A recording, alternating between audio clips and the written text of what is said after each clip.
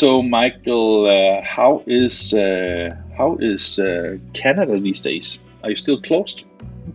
No, things are looking good. I mean, we're terraces and bars and restaurants are opening up. Oh, nice, isn't it? Less and less cases. It's becoming Hmm? semi-normal-ish, so Yeah. it's good. Yeah, Okay, we're fantastic. should be good. Should be a good summer. Great. Michael Green is your name, and your company. What is it? The name is. I never really get to pronounce it correctly. I think That's uani.com. it's you and I. Okay, so you just it's a great name because it's you and I never thought about There it you like go. this. I tell you, Yeah. I tell you how stupid it is because when we called it INKISH, we thought it was a great name, and all the Americans they always said just INKISH. What is that? Is that a Danish name? And I said it's INKISH. Ah, so Ah, yeah, I think it's similar to your name, right? That yeah, absolutely, mm. absolutely. Well, and you are a printing company out of was it Toronto? No, we're in Montreal. In Montreal. We're Okay. away. Yeah, so we're a trade shop, online based. All our orders come through our website. We do offset, we do digital, some large format, mailings, stuff like that. Hmm? And we do cater. 99% of the business is to the trade. So Hmm? we've got a couple direct clients, as personal accounts, but But focusing yeah, on being a sub supplier, basically. Yeah. And yeah, exactly. yeah, and how has business been for you in the pandemic? Has it been okay or?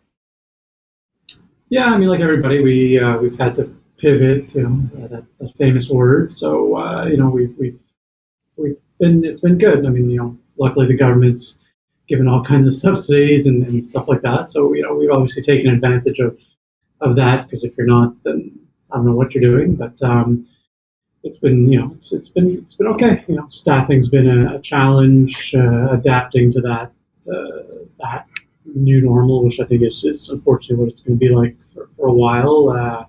Supply chain has been a total mess, as I'm sure Really? everybody's dealing with. Oh, okay.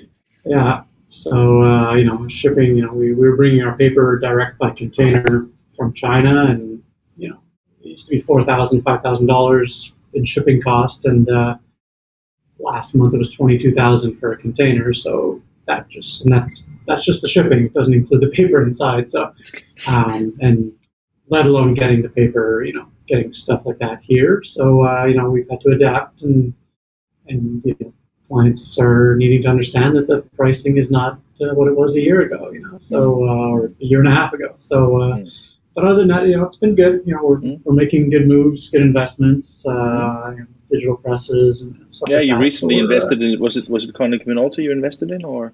yeah, Yeah. yeah. Mm, So we're putting a C 14,000 in in a week or so with an option. Should it go well, and I'm sure it will because they're really good devices. We're putting that in another two, hopefully in the next quarter. So we'll see what happens there. And then we just signed with Mall on a rotary die cutter oh, fantastic. with inline gluing and stuff like Mm, that. So that's going to bring us into another space and even help our day to day business mm. with that. So it's been good. I mean, it's yeah, Great. things are fluid, So Great. The reason why I asked you to participate was because I at LinkedIn wrote if somebody moved from process plates to process-free plates, and you were the only one. So I take that you're the only one in the world that have changed to process-free plates. So that gives you a spot here in yeah, the I'm in the sure. interview. Yeah. So I'm sure. I'm sure. so you said that you're using was it Fujifilm plates you're using? Yeah. Hmm? Yeah, so we've been with Fuji.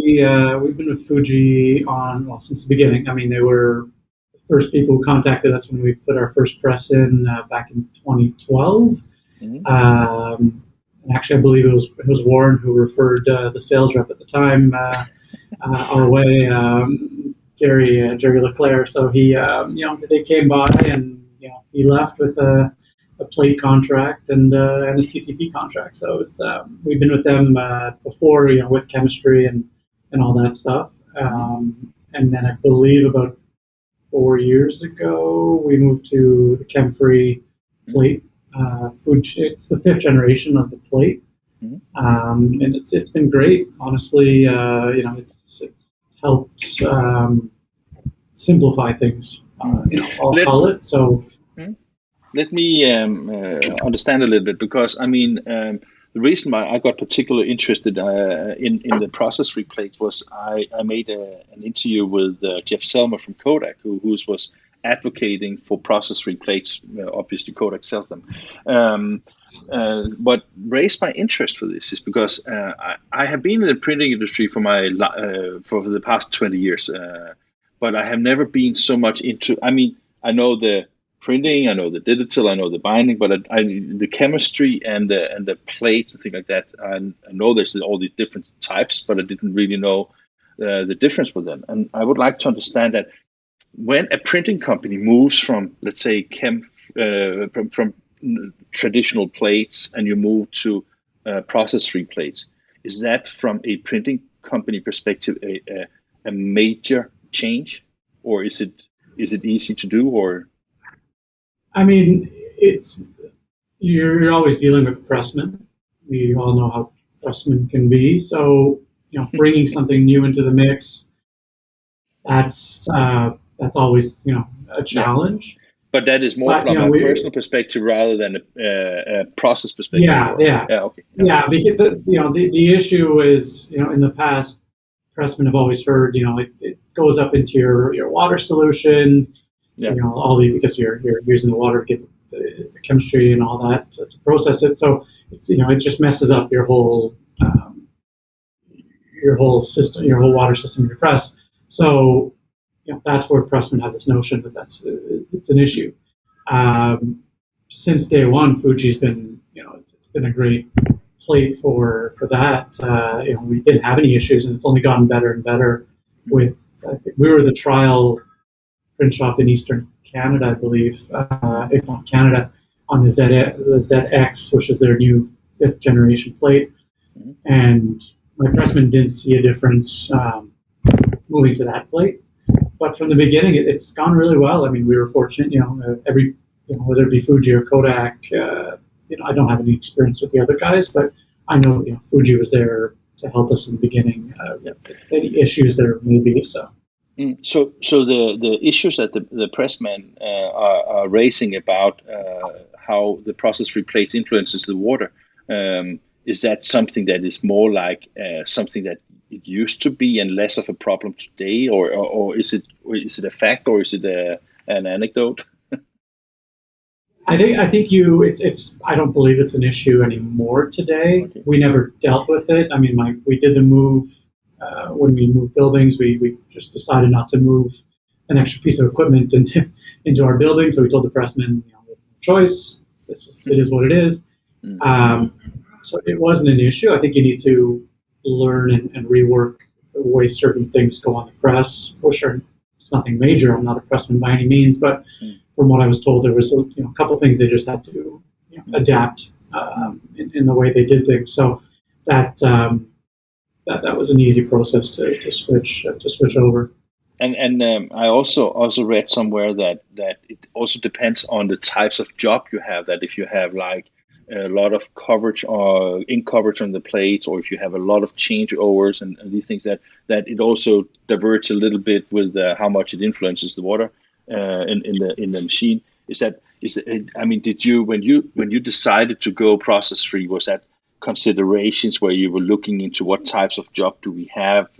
Can we foresee some kind of technical challenges to it, or how was that? So I mean, when we did the move, we were a much different shop. We were online business cards, postcards, 5,000 and under was our sweet spot. Now things have changed. With our move to digital and the pandemic and all that, we're doing a lot more commercial work, longer runs. I will always remember last March having a job on press, and I think it was 80,000 sheets, 160,000 impression. We were every 5,000 sheets I had to make a new set of plates. But that was a paper issue. It had never happened before, and we all know how the quality of paper is just amazing these days. So, this was an issue there.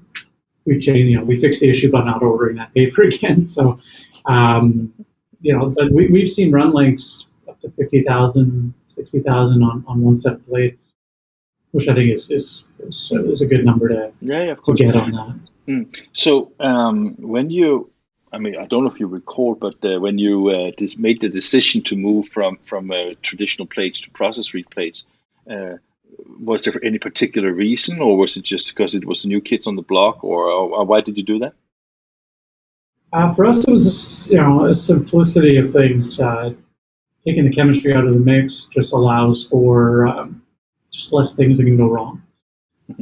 And knowing, especially today, how staffing is just so hard, we've actually moved our CTP right next to the press in its own room, and our system allows us to pressmen, once they start the back end of the previous job, they can release the plates themselves. There's somebody there, obviously to make sure everything's happening. It's okay in pre-press, but we no longer need a plate maker to be there to make sure everything's running well. Okay. Maintenance. So the pre-press people just pushes it to the CTP, and then basically the pressman takes off the plates. It's actually the pressman once they flag that they're starting up the backside of the job, or they're at a certain point in a job.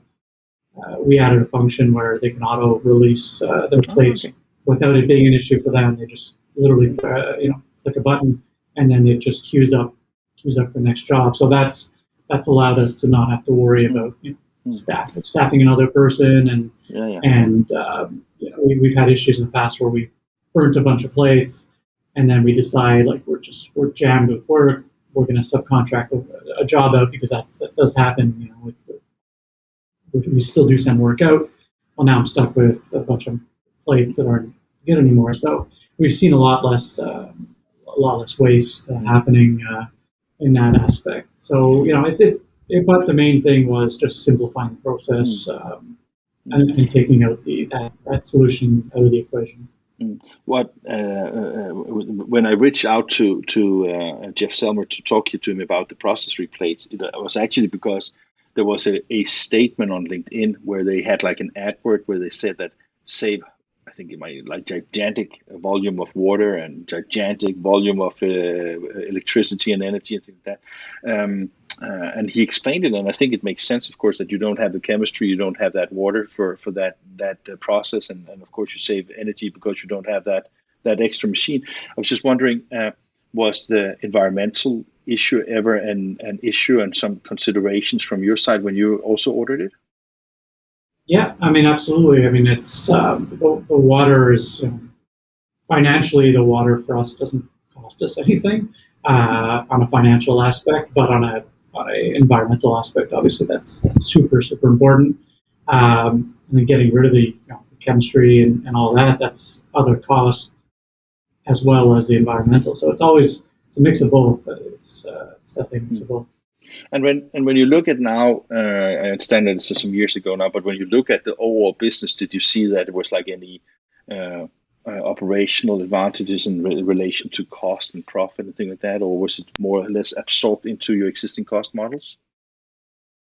I mean, the chemistry-free plates are a little bit more expensive. We buy an obscene amount of plates, so we were able to get that, not see that big of a cost, and it was offset by not having chemistry. So there was no win in terms of financial cost per se. It was status quo. So okay, so Michael, completely different subject, but still within the same thing here. Running a company like yours in Canada, and also with your recent investment in digital, do you see a shift towards digital, or you see more like complementing, or is it because you are addressing new markets since you have made this investment?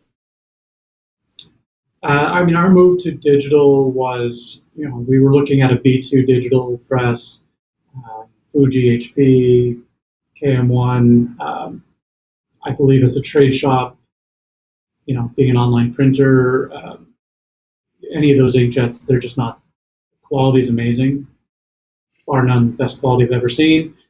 The cost per sheet anywhere from half a cent to 40 cents a sheet, you can't sell that. It's not, how do we can't make a price and then, oh, well, made more ink, you've used more ink. So that was one aspect of, kind of a limitation as to what we were doing with digital. We did take, we process about 300 jobs a day. So we kind of analyzed, the month's worth of work, took everything that came in. We do have jobs coming in every single day, being an online printer. And we have figured about 80% of our work fits, if not more, fit that space of, fits on 1319. It's under 2,500 units, depending on the number of us. So when you did that calculation, it pointed more towards having a toner-based device at current time, right? Yeah, 100%. And because of the way our business is changing, in terms of being more commercial, more custom jobs, more traditional type jobs, we were bottlenecking on our big press. We have 140-inch press, and now we've got 4 digital presses. But it's very difficult to service a client ordering a 5,064 pagers, and printing all that, and then you have to run 1,000 sheets of 120 of business cards. Well, I've got one client who's happy. I've got 120 who are emailing support saying, "Where's my job? Where's my job?" So that was and especially given the quality where toner based is right now. And we took the Konica, the KM solution of the 14,000, compared it with an HP user, and they could not see the difference once the product was laminated. I mean, HP has it's a great product as well, but this is much cheaper. So, but the quality's there. So we were able to move all the small orders that represent 85% of our orders that come in. We were able to take those, move them to digital, service our clients better, allows for much simpler cutting. The printing is the easy part. You get into bindery, and so cutting a 1319 sheet of 250 sheets of 4x6 postcards. That's much easier than 5,000 sheets of 2840 with a bunch of stuff on it. Not to mention color issues and reprints, because it is a gang run process. So it's allowed us to step into another direction of just servicing the client better, because I think that's, if you're not doing that right in today's new markets, then you won't be here next year. So you got to service properly. Yeah, and as I remember, I told you when we had this chat a couple of weeks ago. I remember the Konica Minolta machines from that trade show in Sweden, where it has really a thin layer of print, and it really is organic digital toner based print. So I think they have done a very good job on this one. And I think when I look at all the inkjet, also the cut sheets, the Canon and the KM1 and hopefully also soon the Ricoh machine, is that the cut sheet machines are really, really, really good in quality, but they are also really huge machines, right? I mean, and the volume it requires is just, I mean, they're still like a big step from, I mean, maybe they fit that gap in the market where you have like the toner based cut sheet, and then you have like the inkjet devices, and then you have the bigger offset machine. So this may be still like this, 3 different gaps in the market that, the gap is there. You just need to be selling value added to make those machines profitable. I mean, you can't be just selling postcards on them. I mean, it's, there's a reason why the big online shops, the Simpresses and all those companies, why they go with HP. It's a cost. It's a fixed cost. It's going to cost you 5 cents a sheet, 20.29 or whatever it may be. They can't play with anywhere from, like I said, half a cent to 40 cents. They can't run a business that way. So I think you need to be selling a much more expensive sheet than a commodity. For that.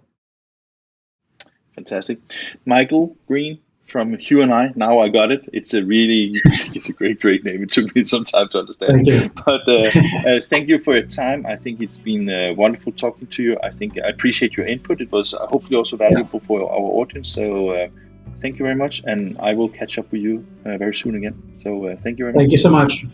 Thank you. Have a good day. You too. Bye-bye.